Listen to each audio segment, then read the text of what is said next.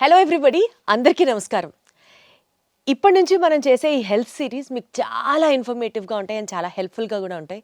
If you follow each and every point of what we talk in the interview, because మీ అందరికీ ఉపయోగపడే subjects గురించే మాట్లాడదాం. ఇన్ఫర్మేటివ్గా చాలా చాలా చాలా ఎడ్యుకేటివ్గా ఈ వీడియోస్ చేయాలి, అందరికీ ఉపయోగపడాలి అనే ఒక ఉద్దేశంతో స్టార్ట్ చేస్తున్నటువంటి ఈ సిరీస్లో నేను మీ అందరికీ ఇంట్రడ్యూస్ చేయబోతున్న డాక్టరు మరీ ముఖ్యంగా మా విజయవాడ వాళ్ళందరికీ చాలా అంటే చాలా చాలా చాలా బాగా తెలుసు. ఇన్ఫ్యాక్ట్ హీఈస్ నోన్ 2 తెలుగు రాష్ట్రాలలో దేశవ్యాప్తంగా తెలిసినప్పటికీ కూడా కొంచెం మా విజయవాడ ఆయన అని చెప్పి ఆ ప్రౌడ్ మూమెంట్ మాకుంటూ ఉంటుంది కదా, మాకు అనిపిస్తుంది కదా. So we will take the pride. And bariatric సర్జన్గా, సక్సెస్ఫుల్ బేరియాట్రిక్ సర్జన్గా చాలా థౌజండ్స్ ఆఫ్ మేబీ ఇంకా అంతకంటే ఎక్కువైనా సార్ థౌజండ్స్ ఆఫ్ ఆపరేషన్స్ సక్సెస్ఫుల్గా నిర్వహించిన డాక్టర్ గారు is actually a gastroenterologist and a surgeon. కాబట్టి 2 సబ్జెక్ట్స్ని కంబైన్ చేస్తూ మీ అందరికీ ఉపయోగపడేటువంటి వీడియోస్ చేయడమే ఈ సిరీస్ యొక్క లక్ష్యం.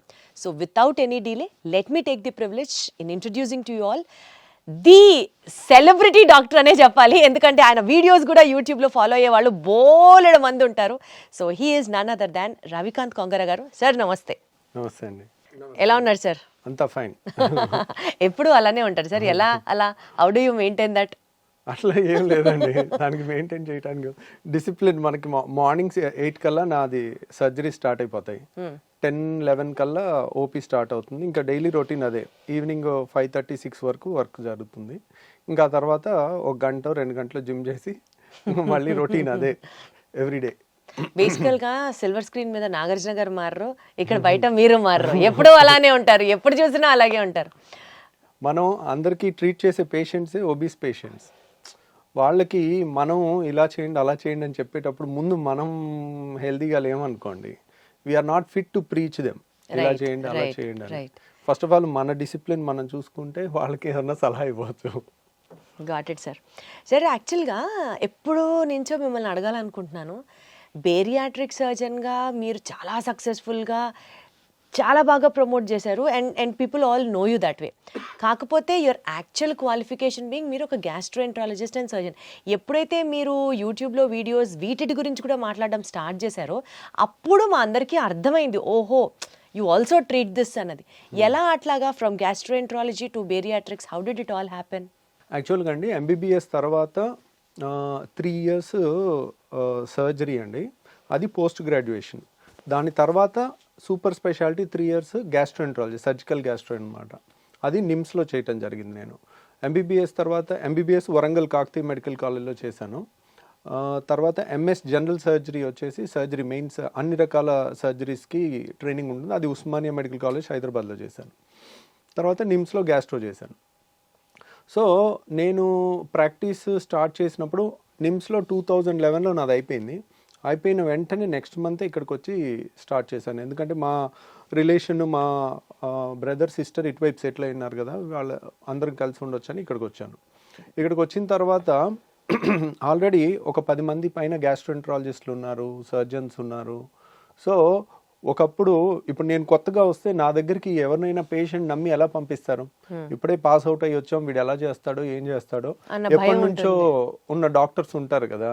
ఇప్పుడు ఒక గాల్ బ్లాడర్ ఆపరేషన్, పసరసంచిలో రాళ్ళకు ఆపరేషన్ చేయాలన్నా, అపెండిక్స్ ఆపరేషన్ చేయాలన్నా, పొట్టకు సంబంధించిన ఎండోస్కోపీ చేయాలన్నా, ఏదైనా కొత్తగా మనం వచ్చినప్పుడు మనం ఎవరికి తెలియదు.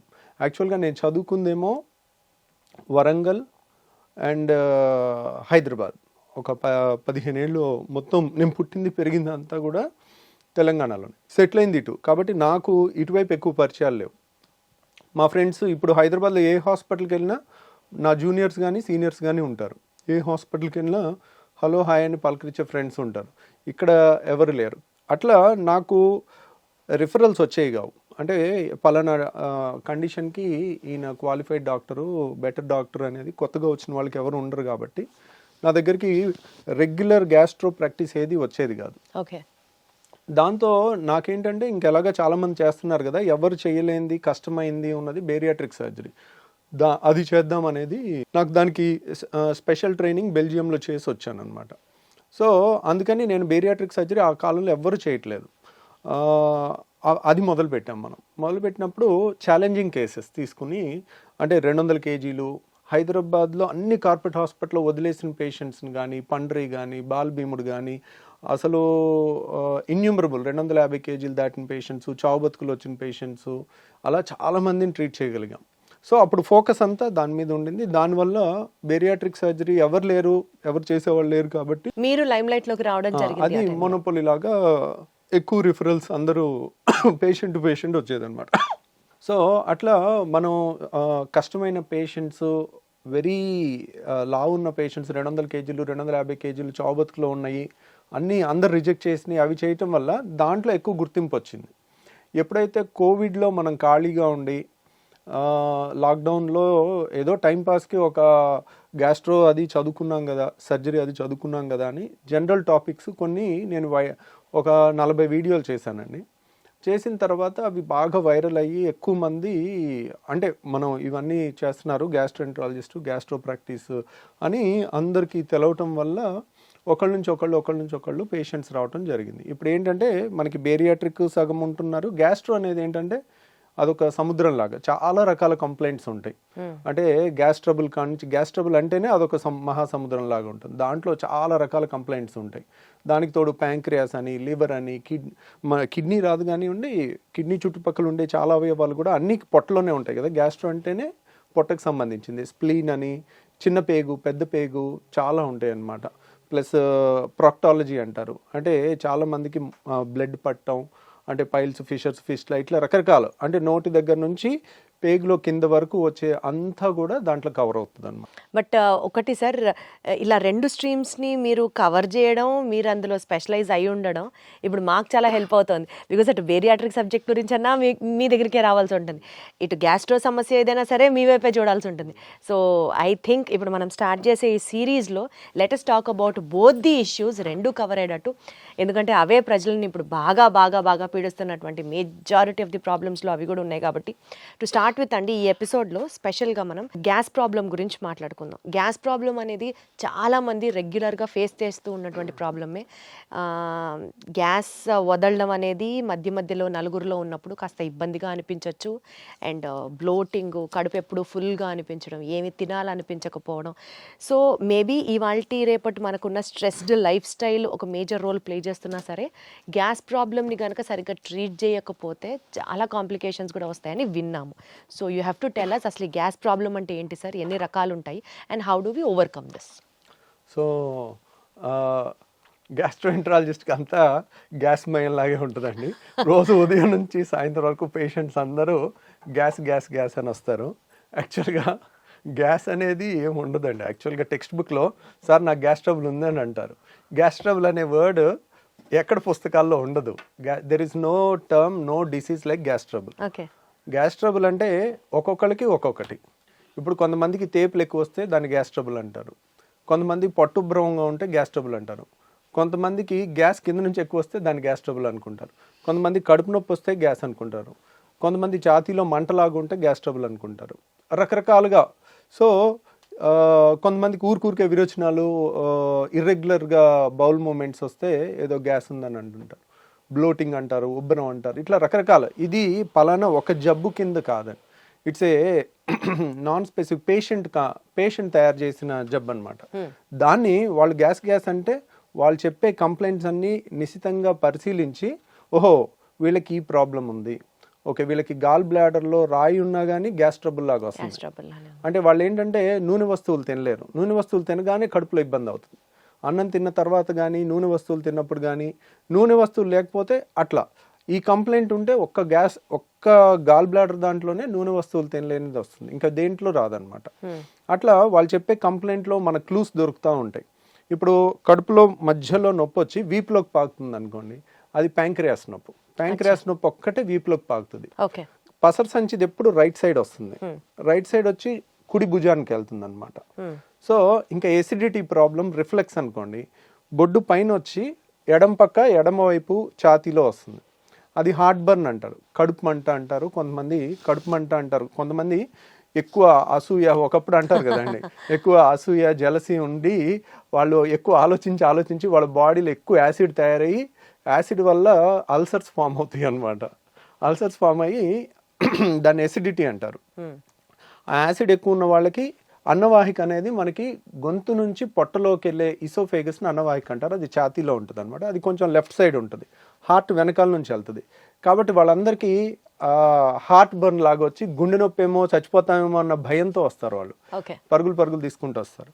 సో కాకపోతే మనకు అక్కడ రకరకాల, ఇది ఎసిడిటీయా, రిఫ్లక్స్ డిసీజా. పొట్టలో యాసిడ్ ఉంటే ఏం ప్రాబ్లం లేదు, అది ఛాతీలోకి ఎక్కువ వస్తే కనుక రిఫ్లక్స్ అంటారు. ఆ రిఫ్లక్స్ డిసీజా, గాల్ బ్లాడర్ ప్రాబ్లమా, ప్యాంక్రియాస్ ప్రాబ్లమా, లేదంటే చిన్న పేగు పెద్ద పేగు ప్రాబ్లమా, లేకపోతే ఇన్ఫ్లమేటరీ బౌల్ డిసీజ్ అని పేగుల్లో జబ్బులు ఉంటాయి ఇవా. ఇట్లా మనం ఈ గ్రూప్ ఆఫ్ చాలా రకాల జబ్బుల నుంచి వచ్చే కంప్లైంట్, అన్ని ఏ జబ్బు అనేది తెలియదు పేషెంట్కి. పేషెంట్ నాకు గ్యాస్ అని వస్తారు, అది మనం డీకోడ్, ఒక డాక్టర్ డీకోడ్ చేయాల్సిందనమాట. అది సో బేసికల్గా ఎక్కడ పెయిన్ చెప్తున్నారు అని చెప్పి ఆ పెయిన్ నుంచి ఇది ఏ నొప్పి అన్నది మీకు అర్థమవుతుంది కదా సార్, వాళ్ళు చెప్పేదాన్ని బట్టి ఏ నొప్పి ఇది అన్నది మీకు అర్థమవుతుంది. అంటే పేషెంట్తో మనం కీన్గా మాట్లాడితే కొంతవరకు వాళ్ళు చెప్పేదాన్ని బట్టి మనకు అందాజుగా ఐడియా వచ్చేస్తుందని. యూజువల్గా ఎడం పక్క ఛాతీలో నొప్పి అని ఒక 25 ఏళ్ల కుర్రోడు వచ్చాడు అనుకోండి, 20-25 ఇయర్స్లో హార్ట్ అటాక్ రాదు. దట్ ఈస్ అదే 65 ఏళ్ల మనిషి వచ్చాడు అనుకోండి, మనం అనుమానంగా చూడాలి. సో గ్యాస్ ట్రబుల్ అయినప్పటికీ కూడా హార్ట్ ఏమో అని చూడాలి. సో ఎందుకంటే గ్యాస్ ట్రబుల్కి మనం ఎసిడిటీ కానీ రిఫ్లక్స్ కానీ ట్రీట్మెంట్ చేయకపోయినా ప్రాణం పోదు. కానీ అదే పేషెంట్కి హార్ట్ ప్రాబ్లం ఉండి, హార్ట్ ప్రాబ్లమ్ని మనం హార్ట్ అటాక్ అయ్యిండి దాన్ని హార్ట్ బర్న్, గ్యాస్ ట్రబుల్ అని అనుకుని మనం కరెక్ట్ టైంలో ట్రీట్మెంట్ ఇవ్వకపోతే వాళ్ళకి లైఫ్ కూడా రిస్క్ వచ్చే అవకాశం ఉంటుంది. సో అక్కడ సిచ్యువేషన్ బట్టి ఓవరాల్గా ఇప్పుడు ఇంట్లో లేడీస్ అన్నం ఉడికిందా లేదా ఒక మెతుకుతో ఎట్లా చేస్తారో, పేషెంట్ వచ్చి వాళ్ళు చెప్తుండే కొద్దీ మనకు అర్థమైపోతా ఉంటుంది, ఓహో వీళ్ళది ఇది, సో ఇది అయ్యి ఉండొచ్చు.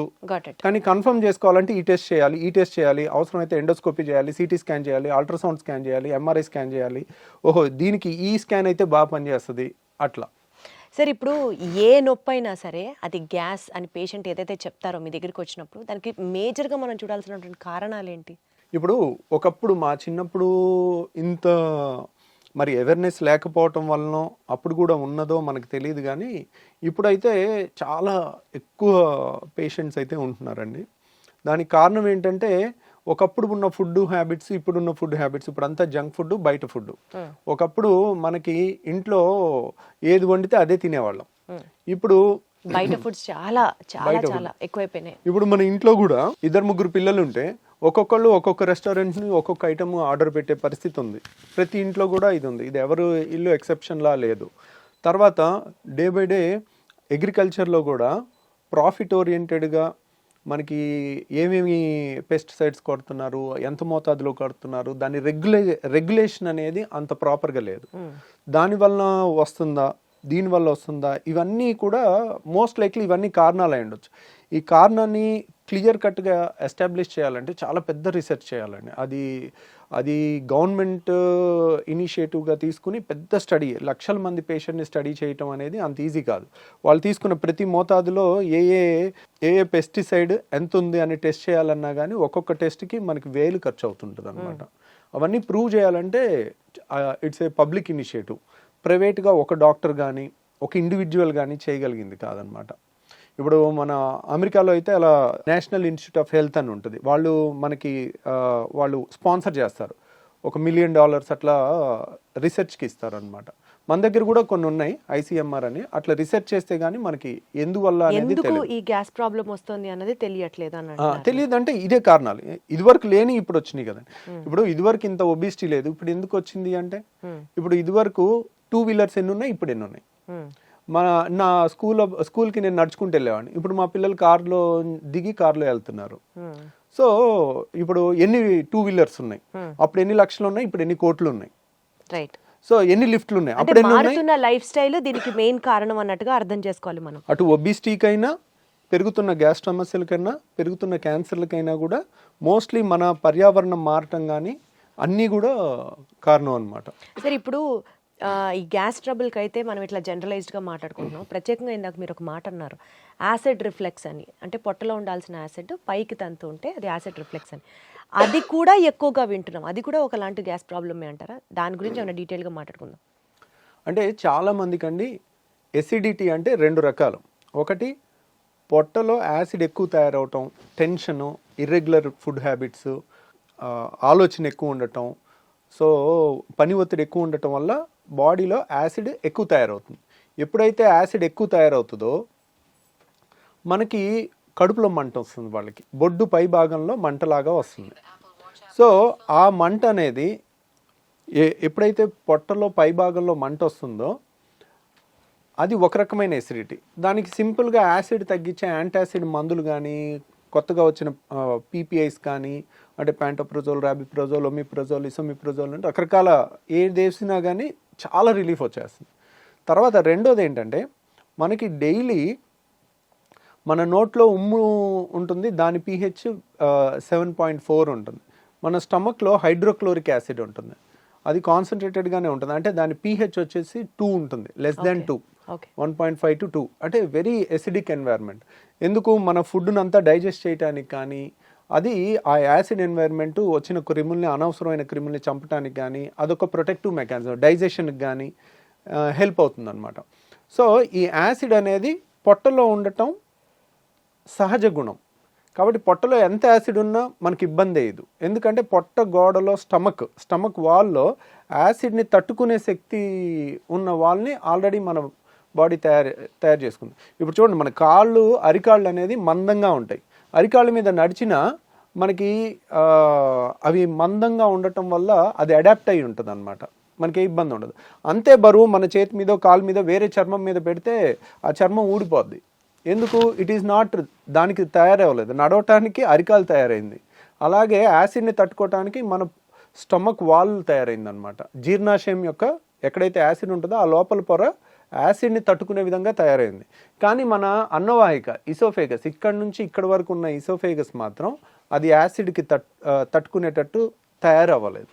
కాబట్టి పొట్టలో యాసిడ్ ఉంటే కొంచెం కడుపు మంట వస్తుంది, చాలా ఈజీగా ట్రీట్ చేయొచ్చు మనం.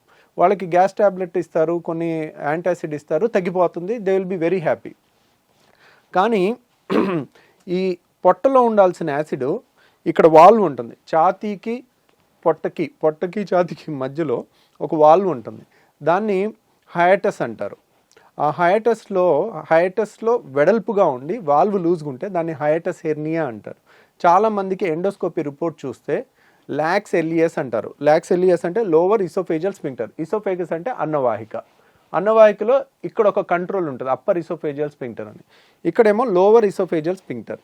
లోవర్ ఇసోఫేజియల్ అయిపోయిన తర్వాత స్టమక్ స్టార్ట్ అయిపోతుంది, అంటే జీర్ణాశయం స్టార్ట్ అయిపోతుంది. సో ఇక్కడ వాళ్ళు లూజ్గా ఉంటే కనుక దాన్ని లాక్స్ ఎలియస్ అంటారు, లోవర్ ఇసోఫేజియల్ స్పింక్టర్. లేదంటే అక్కడ లూజ్గా ఉండటం వల్ల హైటస్ హెర్నియా అంటారు. గ్రేడ్ 1, గ్రేడ్ 2, గ్రేడ్ 3, గ్రేడ్ 4 ఉంటుంది. గ్రేడ్ 4 అంటే ఇంత వెడల్పుగా ఉంటుంది అక్కడ.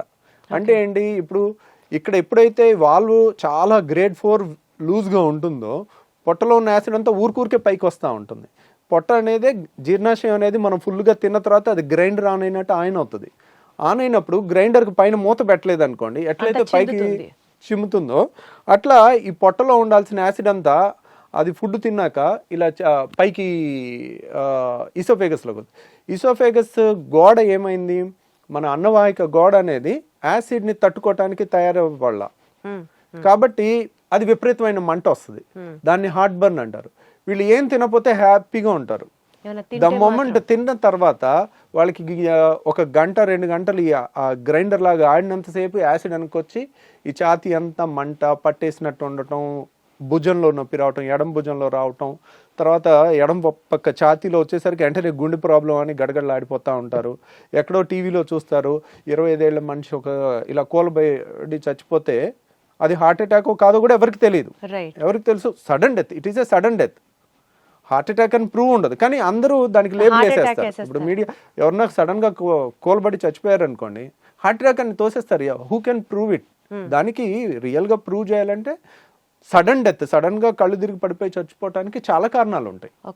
సో ఇప్పుడు అంతెందుకు, మనకి ఒలింపిక్స్ ఆడే ఒలింపిక్ ప్లేయర్స్ కూడా రన్నింగ్ చేస్తూ సడన్ గా కోల్బడి చచ్చిపోయినట్టుంది. మరి వాళ్ళకి హార్ట్ అటాక్ వస్తుందా? అథ్లెట్స్కి రాదు కదా. సో చాలామంది ఏంటంటే మీడియాలో ఎమెచ్యూర్ పీపుల్, అంటే నాన్ ప్రొఫెషనల్ పీపుల్ ర్యాపిడ్ కన్క్లూజన్స్కి వస్తారు. ఆ ర్యాపిడ్ కన్క్లూజన్స్కి వచ్చి ఒక యంగ్స్టరు కళ్ళు తిరిగి పడిపోతే హార్ట్ అటాక్ వచ్చి చచ్చిపోయాడని అలా ప్రొజెక్ట్ చేశారనుకోండి, ఎడం పక్క గుండెలో నొప్పి వచ్చిన, హార్ట్ బర్న్, యాసిడ్ ప్రాబ్లం వల్ల, రిఫ్లెక్స్ వల్ల వచ్చిన వాళ్ళందరూ నిద్రలేని రాత్రులు గడపాల్సి వస్తుంది. అమ్మో నేను చచ్చిపోతే సార్, ఎలాగా? కానీ అసలు ఈ యాసిడ్ రిఫ్లెక్స్ వల్ల ప్రాణాలు పోయే సిచ్యువేషన్ కూడా ఉంటుందా సార్? ఉండదు, కానీ ఆ భయంతో ప్రాణం పోయినట్టు బతుకుతారు వాళ్ళు. అయ్యయ్యో. సో ఎప్పుడైతే ఎక్కడో టీవీలో ఒకటి చూసి సడన్గా యంగ్స్టర్స్లో కూడా హార్ట్ అటాక్స్ పెరిగిపోయినాయి అని మీడియాలో వచ్చింది అనుకోండి, అమ్మో ఎడం పక్క నొప్పి వస్తుంది, నాకు గుండె నొప్పి ఏమో, నేను అలా చచ్చిపోతానేమో, నా పిల్లలు ఏమైపోతారు, నా భార్య ఏమైపోద్ది, ఇంకా రాత్రి అంతా నిద్రపోకుండా అలా కూర్చుని ఉంటారు వాళ్ళు, బయటికి చెప్పుకోలేరు. కానీ వాళ్ళకి ఏదైనా తింటేనే కదా వచ్చేది ఆ అనీజీనెస్. కానీ వచ్చినప్పుడు కూడా మరి తింటే అంటే ప్రతి పూట తింటారు కదా. ఇప్పుడు కొంతమంది ఇర్రెగ్యులర్ టైమింగ్స్లో, ఈ కాలంలో స్ట్రెస్ లేని జాబ్ ఏది ఉంది, రైట్. కరెక్ట్ టైంకి ఫుడ్ తినే జాబ్ ఏది ఉంది? అందరూ పరుగులు తీస్తా ఉండి రాత్రి 10ంటికి వచ్చి బిర్యానీ తినొచ్చారు అనుకోండి, ఇంకా రాత్రి అర్ధరాత్రి 12ంటికి వాళ్ళకి వస్తుంది కరెక్ట్గా. ఆ టైంలో ఇంకా వాళ్ళు నిద్రపోరు, పాపం ఒకసారి ఇంట్లో వాళ్ళు నిద్రపోనివారు, కొంతమంది సైలెంట్గా సఫర్ అవుతా మరి ఉంటారు. ఏంటి సార్ దీనికి ప్రాబ్లం? ఆ లూజ్ అయిన వాల్వ్ ని టైట్ చేయొచ్చా? ట్రీట్మెంట్ ఏంటి? ఇంకా వాళ్ళు ఏం తినకుండా ఉండాలి? అంటే గ్యాస్ ట్రబుల్లో చాలామంది ఇలాంటి పేషెంట్స్ ఏంటంటే వీళ్ళకి మందులు ఇచ్చి ఫస్ట్ తగ్గించవచ్చండి. అంటే కంప్లీట్గా తగ్గించకపోయినా కంప్లీట్గా ఒక వాల్వ్ అనేది స్ట్రక్చరల్ డిఫెక్ట్ ఉంటే it has to be rectified. Okay. Acid ఎక్కువ ఉందనుకోండి, యాసిడ్ని తగ్గించవచ్చు. ఇక్కడ యాసిడ్ ఎక్కువ ఉండటం ప్రాబ్లం కాదు, నార్మల్ ఉండాల్సిన యాసిడే ఉంది, కానీ పొట్టలో ఉండాల్సిన ఛాతీలోకి వస్తుంది. రైట్. సో అక్కడ లూజ్గా ఉన్న వాల్వ్ని సో ఏదో విధంగా టైట్ చేసుకోవాలి. ఆ టైట్ చేసుకునే ముందు మనకి కొన్ని జాగ్రత్తలతో తగ్గించవచ్చు. ఆ జాగ్రత్తలు ఏంటంటే రిఫ్లెక్స్ కేర్ అంటారు దాన్ని. దాంట్లో ఏంటంటే ఒకేసారి కడుపు నిండా తినటం అనేది పెట్టుకోకూడదు. కడుపు నిండా తింటే ఏంటంటే ఈ ఛాతీలోకి ఎక్కువ వెనక్కి రావటం అనేది ఎక్కువ ఉంటుంది.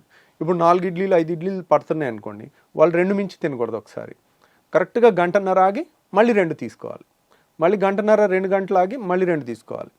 ఇంకా దానికి నామోషి పడకూడదు, బాక్స్లో పెట్టేసుకోవాలి.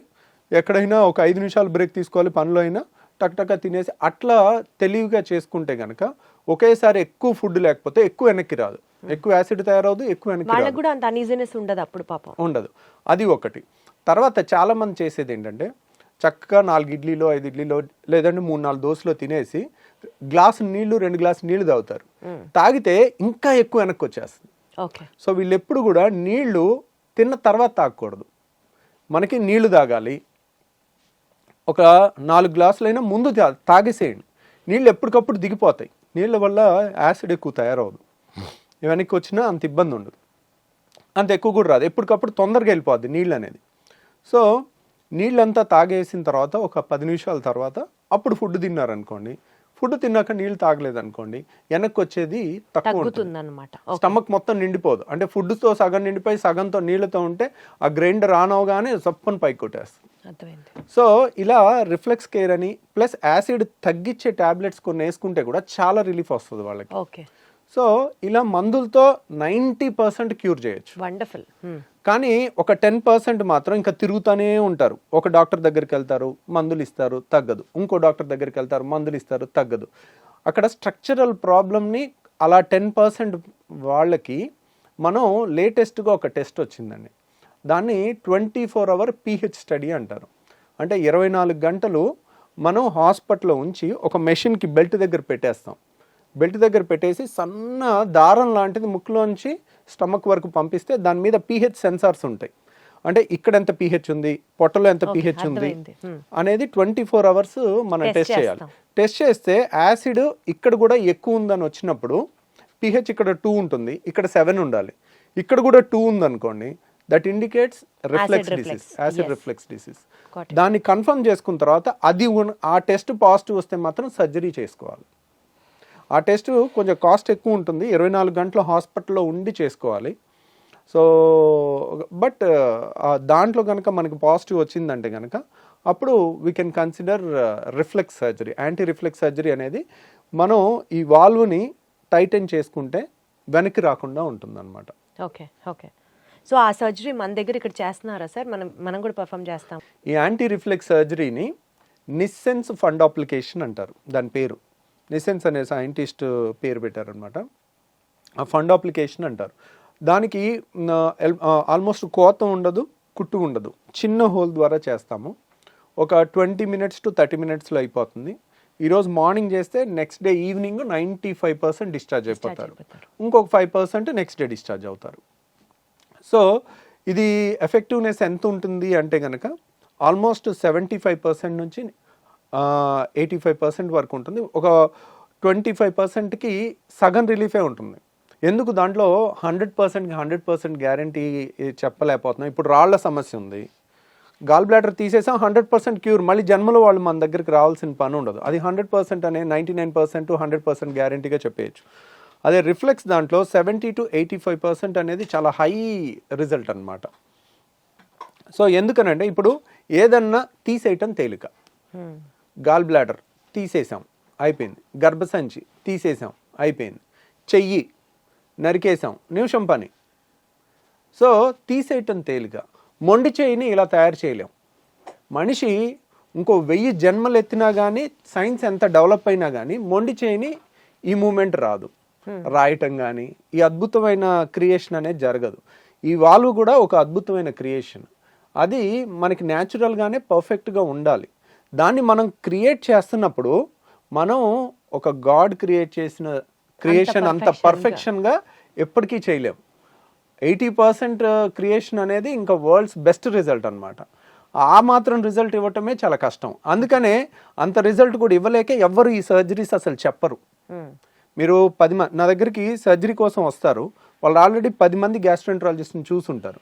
ఇంకెక్కడ దొరక్క బాధపడి పడి పడి తిరిగి చివరికి ఇక్కడన్నా ఏదన్నా దొరుకుద్దేమో అని వచ్చే వాళ్ళు ఉంటారు. అట్లా వచ్చి తగ్గిన వాళ్ళు చాలామంది ఉన్నారనమాట. మనం ఆల్మోస్ట్ ఇండియాలోనే హైయెస్ట్ సర్జరీస్ చేస్తాం. ఇదేంటంటే టెక్నికల్లీ ఛాలెంజింగ్ అనమాట. మనం కొంచెం ఈ టైట్ ఎక్కువ చేసామనుకోండి వాళ్ళకి ముద్ద దిగదు, పట్టేసుకున్నట్టు ఉంటుంది. మళ్ళీ తక్కువ చేసామనుకోండి వెనక్కి వస్తుంది. అది చాలా కరెక్ట్గా ముందు నుయ్యి వెనక్కి గొయ్యిలాగా ఉంటుంది అనమాట ఈ సర్జరీలో. సో అందువల్ల ఈ నిసన్స్ ఫండ్ అప్లికేషన్ అనేది అంత తొందరగా నేను కూడా చెప్పను. ప్లస్ చాలామందికి ఒక టెస్ట్ చేసుకోమని చెప్తాను, మీకు రిఫ్లెక్స్ ఉందా లేదా అని మీరు తెలుసుకోవటానికి. ఇప్పుడు సపోజ్ సార్ ఊరికే వెనక్కి వస్తుంది సార్, తిన్న తర్వాత ఇబ్బంది అవుతుంది సార్, ఛాతీ మండుతుంది, గొంతులోకి వస్తుంది, తేపులు వస్తుంది, మెతుకులు వస్తున్నాయి. ఊరికే కొంతమందికి ఏంటంటే రాత్రి 10ంటికి తిని పడుకుంటారు, పడుకున్న తర్వాత వెంటనే నిద్రపోతారు, పేగులు కదులుతూ ఉంటాయి, కదులుతున్నప్పుడు ఈ వాల్వ్ లూజ్గా ఉంటుంది. అది ఒక్కసారి ఇలా గ్రైండర్ లాగా మధ్యలో ఒక్కసారి ఆన్ అయినప్పుడు టక్కున బుడుకుమని గొంతులోకి వచ్చేస్తాయి, వాటర్ వచ్చేస్తాయి. వాళ్ళు నిద్రపోయి ఉంటారు. మనిషి సోయిలో ఉంటే వెంటనే ఆ వాటర్ని మళ్ళీ మింగేయటమో ఊసేయటమో చేస్తారు. ఇంతే వస్తుంది, కొద్దిగా ఒక గుక్కంతా వస్తుంది. వాళ్ళు నిద్రపోయి ఉండేసరికి అది పొలమారుద్ది, దగ్గిలేస్తారు నిద్రలో పొలమారి. సో ఇది ఒక లక్షణం అనమాట రిఫ్లెక్స్కి. ఇంకొకటి ఏంటంటే కడుపు నిండా తినేసి ఏ మనిషి అయినా, సపోజ్ ఒక 20 ఏళ్ళ కుర్రోడో 30 ఏళ్ళ పర్సన్ మన దగ్గరికి ఈ కంప్లైంట్స్తో వచ్చినప్పుడు కడుపు నిండా 4-5 ఇడ్లీలు అందరూ మీ ఫ్రెండ్స్ అంతా ఎలా తింటారో అలా నువ్వు తిని ముందు కొంగు, ఓకే, ముందు కొంగి కాళ్ళతో చేతులతో కాళ్ళు పట్టుకోవటానికి ట్రై చేయి.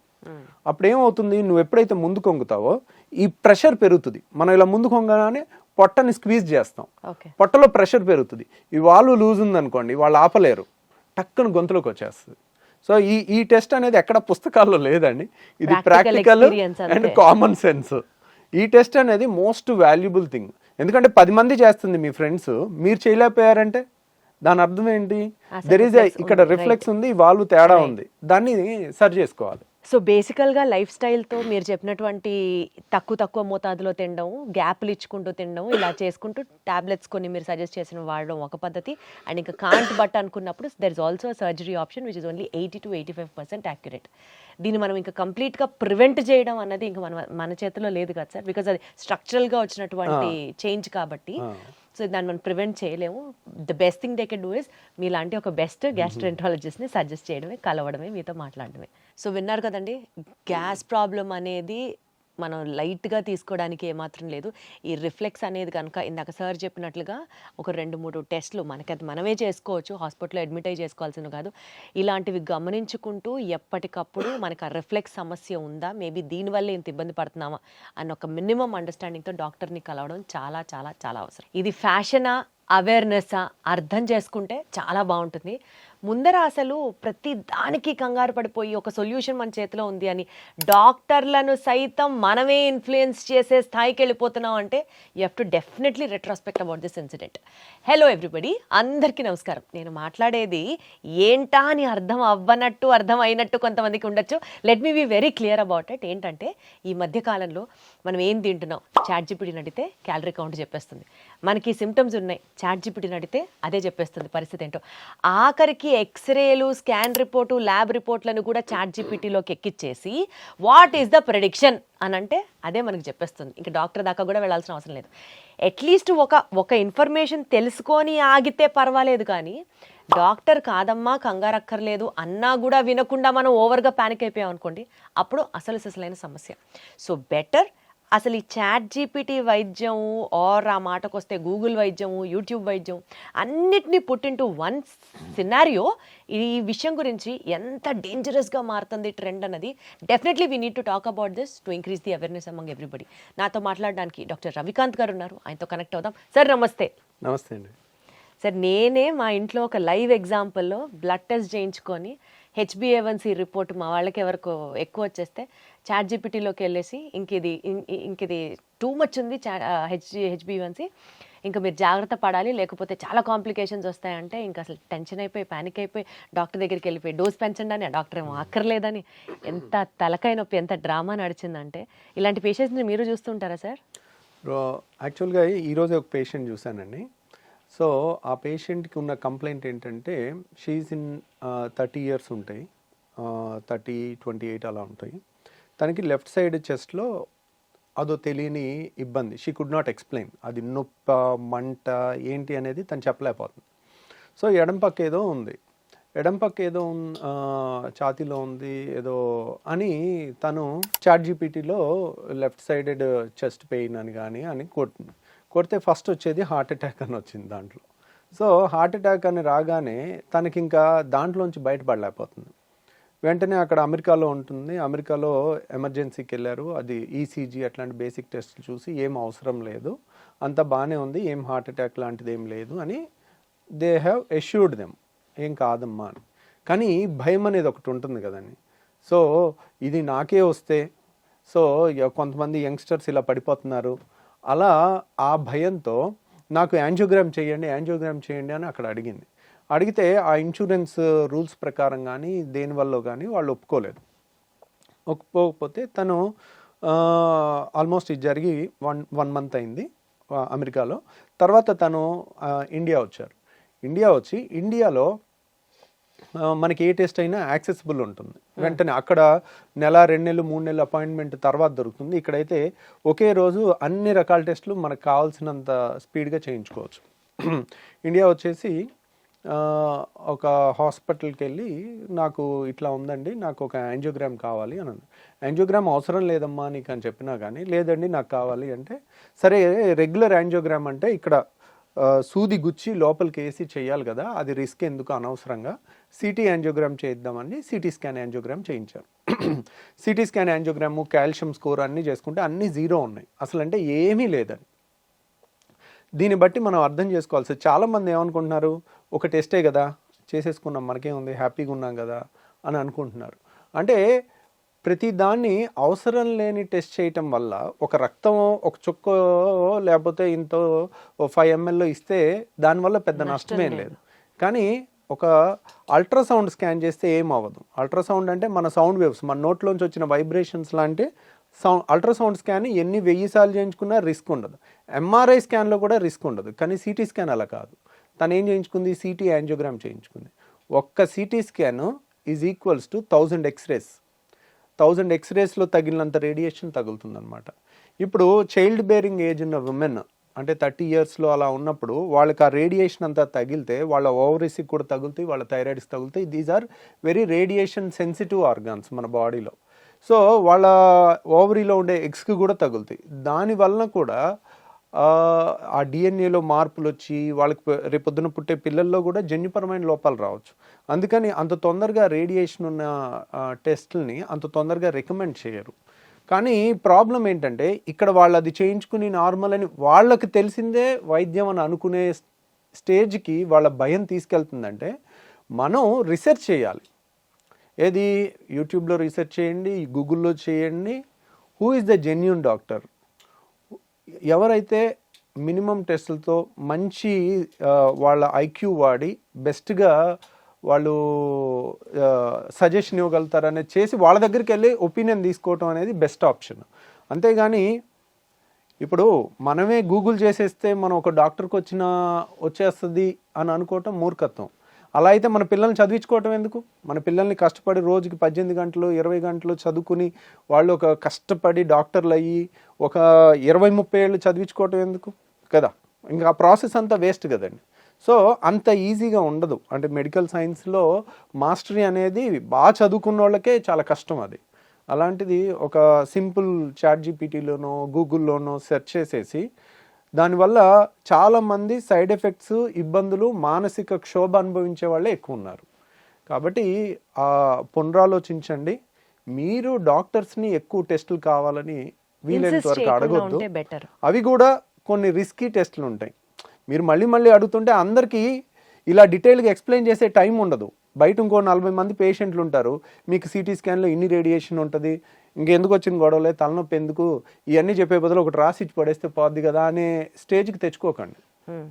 సో ఎందుకంటే మీ ఆరోగ్యం గురించి మీకు లేని బాధ ఇంకో డాక్టర్కైనా ఎందుకు ఉంటుంది? అన్నిసార్లు అందరూ ఎక్స్ప్లెయిన్ చేయరు, చేసిన వినని పరిస్థితిలో కూడా ఉంటున్నారు. అలా వెళ్ళకండి. సో చివరికి తనకి ఎండోస్కోపీ చేస్తే ఎండోస్కోపీలో హైటస్ హెర్నియా ఉండి రిఫ్లెక్స్ డిసీజ్ ఉంది. అంటే పొట్టలో ఉండాల్సిన యాసిడ్ పైకి తంతుంది. దానివల్ల ఇప్పుడు 30 ఏళ్ల వయసులో హార్ట్ అటాక్ రావటం అనేది జరగదు యూజువల్గా. ఇంకా అలా జరిగింది అనుకోండి, రేపొద్దున 10 ఏళ్ల కుర్రోడు నాకు ఛాతీలో నొప్పి వచ్చిందంటే యాంజియోగ్రామ్ చేస్తామా? దేనికన్నా ఒక రేషనల్, ఒక సెన్స్ అనేది ఉండాలి. అదే 65 ఏళ్ల మనిషి, 60 ఏళ్ల మనిషి, లేదంటే 45 ఏళ్ల మనిషి అయి ఉన్నాడు కానీ చైన్ స్మోకర్ అనుకోండి, తనకి హార్ట్ అటాక్ వచ్చే అవకాశం ఉంటుంది. రోజుకి 2 పెట్లు 3 పెట్లు స్మోకింగ్ చేసే వాళ్ళకి ఖచ్చితంగా హార్ట్ అటాక్ వస్తుంది. సో అలాంటి మేము చూసుకుని టెస్టులు సజెస్ట్ చేయటం వేరు. బ్లాంకెట్గా ఛాతీలో నొప్పి వచ్చింది, నా పిల్లోడికి హార్ట్ అటాక్ వచ్చిందని వాళ్ళకు కూడా చేయించడం అనేది మూర్ఖత్వం అనమాట. So common things first. ఈ ఏజ్లో వచ్చేది ఏంటి అంటే యాసిడ్ రిఫ్లెక్స్ కామను. 99% చెస్ట్ పెయిన్కి కారణం యాసిడ్ రిఫ్లెక్స్, 1% హార్ట్ అటాక్. అందరికీ 99% హార్ట్ అటాక్ అయితే భూమి మీద ఎవరు బతికొండరు అనమాట. కాబట్టి తెలివిగా వాడుకోండి టెస్ట్లని.